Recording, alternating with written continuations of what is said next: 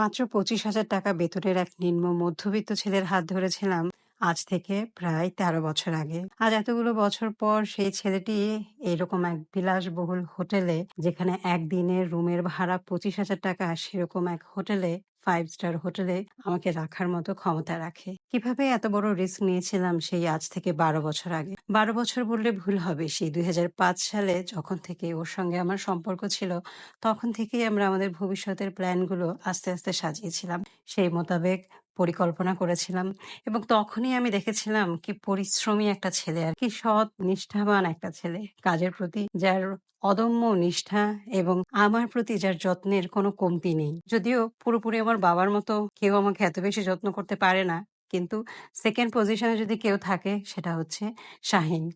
তো সেই সময় এত বড় রিস্কটা কিভাবে নিয়েছিলাম? বাবা-মাই বা কিভাবে মানলো, যার কিনা সহায় সম্বল বলতে কিছু নেই। শুধুমাত্র ঢাকা শহরে যে কিছু নেই তা না, কিছুই নেই তাদের। জায়গা জমি বলতেও কিছু নেই। গ্রামের বাড়িতে যা আছে সেটা নিয়েও শরিকদের মধ্যে ঝামেলা আছে। তারপরেও বাবা-মাকে কিভাবে রাজি করিয়েছিলাম? আমার বাবা যখন শুনলেন যে আমার এরকম একজনের সঙ্গে সম্পর্ক আছে, যাদের আসলে ঢাকায় মাথা গোঁজার ঠাঁই বলতে ভাড়া একটা বাসায় থাকা। আর তেমন কিছুই নেই, শুধু এই 25,০০০ টাকা বেতনের মাল্টিন্যাশনাল এক কোম্পানিতে চাকরি। তারপরেও আমি আমার বাবা-মাকে রাজি করানোর চেষ্টা করছিলাম। আমার বোন রাজি করানোর অনেক, অনেক বেশি চেষ্টা করেছিল। ওর কাছে আমি এই কারণে কৃতজ্ঞ। কিন্তু আমার বাবা একটা পর্যায়ে স্ট্রোক করেছিল। তবুও আমি বলেছিলাম যে আমি এই ছেলেকে ছাড়া আর কাউকে বিয়ে করব না। যাই হোক, আজ এতগুলো বছর পর আমার এই লাইফের স্টোরিটা আপনাদের সঙ্গে শেয়ার করার কারণ হচ্ছে এটাই যে জীবনে মাঝে, মাঝে অনেক বড় রিস্ক নিতে হয়। তবে ভুল মানুষের জন্য না, সঠিক মানুষের জন্য রিস্ক নিতে হয়। যাই হোক, আজকে অনেক কিছু বলে ফেললাম। পরবর্তীতে অন্য কোনো ভিডিওতে বাকি কথাগুলো বলবো, বা আপনারা যদি শুনতে চান আমাকে কমেন্টে বলতে পারেন এই ধরনের কথা আপনারা জানতে চান কিনা, আমার লাইফের রিয়েল স্টোরিগুলা। তো যাই হোক, আমরা এখন চলে এসেছি সি পার্ল রিসোর্ট অ্যান্ড স্পাতে। এখানে আসার পরে এক্সটেরিয়র গুলো আমি প্রথমে দেখাচ্ছিলাম। এখানে আছে বিশাল সুইমিং পুল এরিয়া, যেটা এত সুন্দর। আমার মেয়ে তো অবাক হয়ে গিয়েছিল সুইমিং পুল দেখতে, এবং ও বলেছিল যে ওর সবচেয়ে ভালো লেগেছে এই রিসোর্টের সুইমিং পুলটা। এছাড়া আছে বাচ্চাদের জন্য প্লে জোন, গেম জোন, এছাড়াও আছে আরো অনেক কিছু যেগুলো সব আমার ভিডিও করা হয়নি, যেমন জিম আছে, আইসক্রিম পার্লার আছে, স্পা আছে। আর এই যে আমরা আমাদের রুমের ভেতরে চলে আসছি। আমাদের রুমটা ছিল ৩ জন অ্যাডাল্ট আর ১ জন চাইল্ডের জন্য। বেসিক্যালি এটা ২ জন অ্যাডাল্ট আর ১ জন চাইল্ডের জন্য। তো আমরা যেহেতু ৩ জন অ্যাডাল্ট, মানে আমার মেয়ে যেহেতু ৮ বছর বয়স হয়ে গিয়েছে অলরেডি, তো ওকেও অ্যাডাল্ট ধরেছে এবং আমার ছেলেকেও ওরা পরবর্তীতে অ্যাডাল্ট হিসেবেই কাউন্ট করেছে, যার কারণে আমাদেরকে এক্সট্রা পে করতে হয়েছে। আর এই যে আমাদের রুম থেকে একদম সি ভিউ আমরা রুম নিয়েছি। রুম থেকে মেরিন ড্রাইভ রোডটাও দেখা যাচ্ছে, যেখান দিয়ে মোটামুটি প্রায় সবসময়ই অটোরিকশা, বাস চলাচল করছে।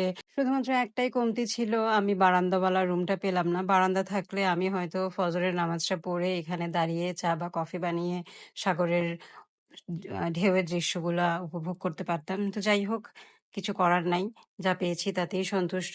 এছাড়া বাকি যা, যা জিনিসপত্র একটা হোটেল রুমে থাকা উচিত তার সবই আছে। কমপ্লিমেন্টারি টি, কফি এসব সবই আছে। এছাড়া ক্যাবিনেটের মধ্যে আয়রন, তারপর লন্ড্রি ব্যাগ, লকার সবকিছুই আছে। আর আমাদের মেয়েদের তো একটা কমন জিনিস চেক করতেই হয়, সেটা হচ্ছে টয়লেট।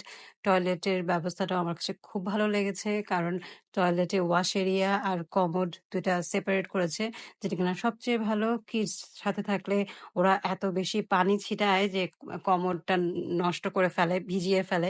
তো যার কারণে এটা যেহেতু কাঁচ দিয়ে সেপারেট করা, তো এটা আর নষ্ট হওয়ার চান্স থাকে না। তো আমরা রুমে গিয়ে ফ্রেশ হয়ে বের হয়ে চলে আসলাম। আমরা লাঞ্চ করতে যাব পালঙ্কিতে। ওটার ভিডিও আসবে, সেটাও দেখাবো। তো এটা হচ্ছে গিয়ে পেছনের দিকটা। মেরিন ড্রাইভ রোড হওয়ার আগ পর্যন্ত এটাই ছিল ফ্রন্ট এরিয়া এই হোটেলের। তো মেরিন ড্রাইভ রোড হয়ে যাওয়ার পর এটা হয়ে গেছে পেছন সাইড, যেখানে কিনা ঠিক পেছনের এই সাইডটাতেই টেনিস কোর্টও আছে, যেটা কিনা আমি ভিডিও করতে ভুলে গিয়েছি। তো যাই হোক, এখন এটা হচ্ছে গিয়ে পার্কিং এরিয়া। এখানে যারা আপনারা গাড়ি নিয়ে আসবেন তারা আপনাদের গাড়ি পার্ক করে রাখতে পারবেন। ফিস কেমন দিতে হয় বা রেন্ট কেমন দিতে হয় তার সম্বন্ধে আমার কোনো আইডিয়া নেই, আপনারা কথা বলে জেনে নেবেন। তো আমরা যেদিন আসলাম সেদিন আবার ব্র্যাকের অ্যানুয়াল মিটিংও ছিল।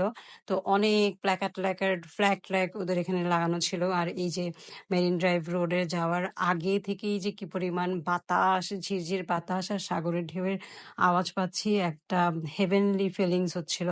একদম শান্ত, বিচে তেমন কোনো মানুষই নাই, শুধুমাত্র ব্র্যাকের যে এমপ্লয়িরা ছিল ওরাই ছিল।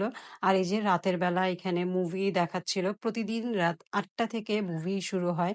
তো আমাদের ভাগ্য ভালো যে ১ম ২ দিনই আমরা ২ টেই চাইল্ডদের জন্য মুভি ছিল। যেমন এইদিন হয়েছিল 'উইশ' এর পরের দিন ছিল 'লিও'। এখানে কিন্তু আরো একটা জিনিস আছে যেটা হচ্ছে গিয়ে বার, যেটা কিনা আমি রেকর্ড করি নাই। কারণ আমি ওখানে যাইও নাই। কিন্তু যাদের আরকি একটু পান করার ইচ্ছা আছে তারা চাইলে যেতেও পারেন।